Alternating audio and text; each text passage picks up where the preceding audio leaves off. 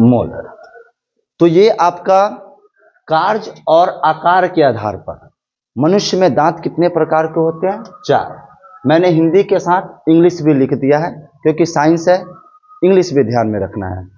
तो कृंतक या कर्तनक, जिसको इंग्लिश में इंसाइजर, जिसके संक्षिप्त में आई भी लिखा हुआ रहता है, ये भी ध्यान रखेंगे।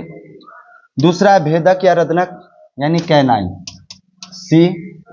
तीसरा है अग्रचवर्णक यानी प्रीमोलर, पी।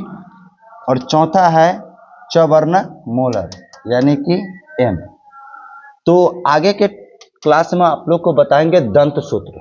तो उस दंत सूत्र में आपको जरूर पढ़ने को मिलेगा ICPM, ICPM, ठीक है। तो ये ध्यान में रखना है कि ये 4 प्रकार के होते हैं।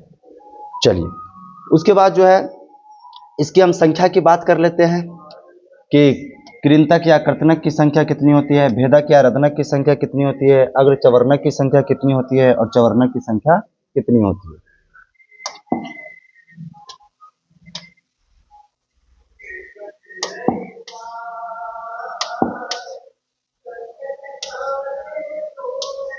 चलिए, तो इससे पहले हमने चर्चा किया है कि एक वयस्क मनुष्य में दांतों की संख्या 32 होती है। तो ऊपरी जबड़ा में 16 और निचली जबड़ा में भी 16, यानी कुल होता है 32। लेकिन वो 32 को हम लोग को कंप्लीट करना है, तो वो 32 कैसे पूरेंगे, कैसे कंप्लीट होंगे, ठीक है। चलिए, तो कृंतक या कर्तनक उसकी संख्या होती है एक जबड़े में 4। तो ऊपर भी 4 और ध्यान रखना, ऊपर भी 4 और नीचे भी 4, ठीक है। ऊपर भी 4 और नीचे भी 4, यानी ऊपरी जबड़े में भी 4 और निचली जबड़े में भी 4। तो इसकी कुल संख्या हो जाती है 8। कितनी हो जाती है? 8। वहीं पे भेदक या रदनक की बात कीजिएगा, तो भेदक या रदनक जो होता है ये ऊपरी जबड़ा में 2 होता है और निचली जबड़ा में 2 होता है। तो इसकी संख्या हो गई टोटल 4, ठीक है। उसके बाद अग्र चवर्णक है, तो ऊपरी जबड़ा में ये 4 होता है और निचली जबड़ा में भी 4 होता है। तो इसकी कुल संख्या कितनी हो गई? 8। तो 8 4 12, 12 8 20। अभी भी हमारे पास 12 दांत बचे हुए हैं 32 कंप्लीट करने के लिए। तो सबसे आपका जो लास्ट जो है चवर्णक होता है, ठीक है। तो यहाँ पे आपका जो चवर्णक ये देख रहे हैं ना, इसकी संख्या ऊपरी जबड़ा में 6 और निचली जबड़ा में भी होती है 6। तो 6 और 6 12। तो पहले हम लोगों ने 20 कंप्लीट कर रखा था और ये हो गया 12। तो 20 और 12 टोटल हो गया 32। तो इस प्रकार से इसकी संख्या होती है। वहीं पे इसकी हम कार्य की बात कर लेते हैं, सभी दांतों की कार्य की बात कर लेते हैं कि कृंतक की क्या कार्य है, भेदक या रदनक का क्या कार्य है, अग्र चवर्णक का क्या कार्य है, फिर चवर्णक का क्या कार्य है। तो चलिए, सबसे पहला आपका है कृंतक या कर्तनक। क्या है? कृंतक या कर्तनक। देखिए, तो ये जो दांत होता है ना, ये सबसे आगे वाला दांत होता है, जिसका कार्य होता है भोजन को काटना या भोजन को पकड़ना। तो इसका कार्य क्या हो गया? कृंतक या कर्तनक का काटना, ठीक है। दूसरा आपका है भेदक। क्या चीज है? भेदक,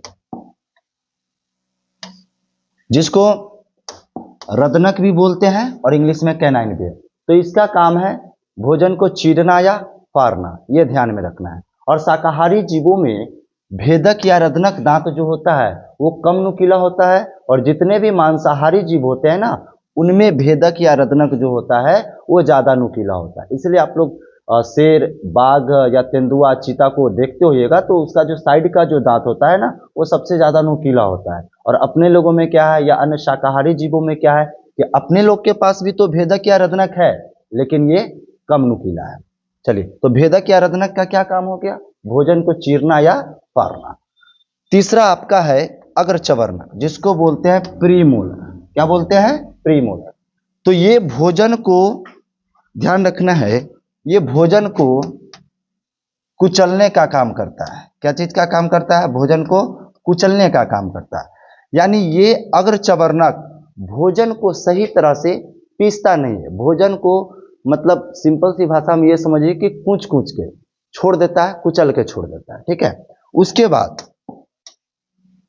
चवर्णक है, उसके बाद है आपका चवर्णक। तो ये चवर्णक का काम है भोजन को बढ़िया ढंग से महीन टुकड़ों में पीस देता है, एकदम जैसे आप लोग घर में देखते होइएगा कि सिलवट पे मसाला जैसे पीसा जाता है, ठीक उसी प्रकार से ये चवर्णक दांत जो होता है ना, भोजन को बढ़िया से पीस देने का कार्य करता है। तो इस प्रकार से ये हो गया आपका दांत का कार्य और दांत की संख्या। और इसका इंग्लिश जरूर याद रखना है, इंसाइजर, कैनाइन, प्रीमोलर और मोलर, और संक्षिप्त भी इसका नाम रखना है याद, ICPM।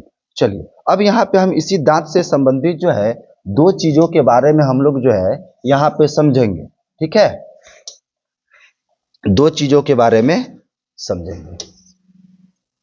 चलिए तो यहाँ पे सबसे पहला क्या है, मनुष्य जो है, मनुष्य, इसका हम लोग दांत के बारे में पढ़ रहे हैं, मनुष्य के दांत के बारे में। चलिए तो इसी दांत से रिलेटेड जो है आपका दो पॉइंट याद रखना है। सबसे पहला है डिफायोडोंट, डिफायोडोंट जिसको हिंदी में बोलते हैं द्विर्द्वंती। क्या बोलते हैं? द्विर्द्वंती, ठीक है।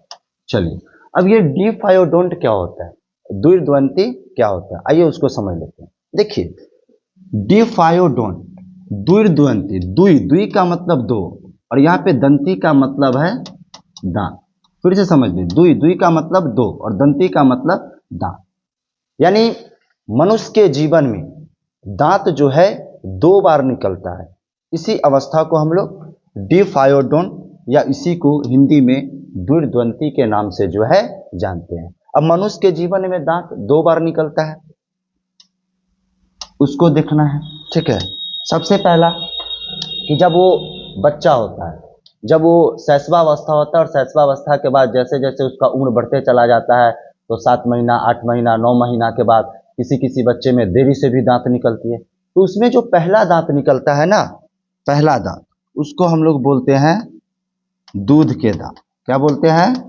दूध के दांत बोलते हैं, या उसी को मिल्क टीथ के भी नाम से जो है जानते हैं। और दूध के दांत जो होता है बच्चों में जब उनकी उम्र बढ़ती है, जब उनकी उम्र 5-6 साल की हो जाती है, तो उस उम्र में दूध के दांत जो होते हैं, मिल्क टीथ जो होते हैं, वो टूट टूट के जो है गिरने लगते हैं। और इस दूध के दांत जब टूट कर गिरते हैं तो उनके जगह पे एक और दांत निकलता है। तो फिर से समझिएगा कि पहला तो उनके जीवन में दूध का दांत निकला, जो एक उम्र में 5 से 6 साल की उम्र में टूटकर गिर गया। जब दूध के दांत टूट के गिरते हैं तो उनके जगह पे एक और दांत निकलते हैं, जो कि वो मृत्यु तक, अंतिम समय तक दांत रहते हैं, ठीक है। तो दो बार निकला दांत, जिसको बोला जाता है, उस दांत को दूध के दांत गिरने के बाद, दूध के दांत गिरने के बाद जो दांत निकलते हैं उसको बोला जाता है स्थायी दांत, जिसको इंग्लिश में बोलते हैं परमानेंट टीथ के नाम से जानते हैं। और ये दूध के दांत है ना, इसको हम लोग याद रखना है, दूध के दांत, दूध के दांत को अस्थाई दांत, क्या बोलेंगे? अस्थाई दांत कहेंगे, ठीक है। और इंग्लिश में इसको बोलेंगे टेम्पोरेरी टीथ। क्या बोलेंगे? टेम्पोरेरी टीथ, याद रखना है। तो ये हो गया। तो डिफायोडोंट समझ गए, द्विर्द्वंती यानी मनुष्य के जीवन में दो बार दांत निकलता है। एक दूध का दांत, दूध के दांत जब गिर जाते हैं तब उसके जगह पे निकलते हैं अस्थाई दांत, और यही दांत जो है परमानेंट टीथ जो है वो मृत्यु तक जो है व्यक्ति के पास रह जाता है। तो इस तरीके से हम ये समझ गए डिफायोडोंट। चलिए दूसरा पॉइंट एक ये भी ध्यान में रखना है। चलिए डिफायोडोंट तो हम लोगों ने समझ लिया, अब हम लोग दूसरा पॉइंट समझेंगे कि मनुष्य जो होते हैं